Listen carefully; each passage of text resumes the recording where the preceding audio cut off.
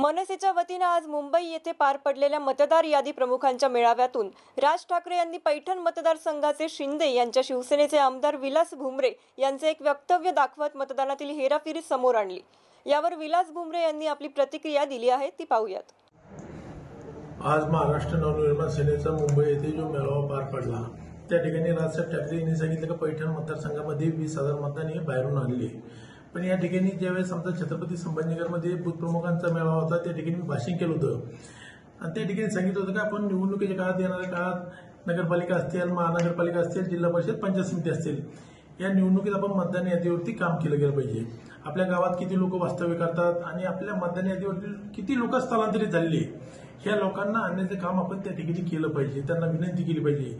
हाच पद्धतीने मी विधानसभेमध्ये माझ्या मतदारसंघातील जे लोक स्थलांतरित झाले त्यांना त्या ठिकाणी संवाद साधला, त्या ठिकाणी त्यांना संपर्क केला आणि त्यांना विनंती केली की आपण विधानसभेच्या निवडणुकीमध्ये येऊन मतदान करावं ही विनंती केली। जवळपास 20,000 लोक त्या ठिकाणी येऊन त्यांनी मतदानाचा हक्क बजावलेला आहे। पण या ठिकाणी विरोधक दहचमा करून त्याचा वापर करताय। पण माझी विनंती आहे, कारण की आपण स्थलांतरित लोक आणलेले आणि या भाषणाचा मी स्पष्टीकरण देखील केले, पण वारंवार तोच विषय येतोय।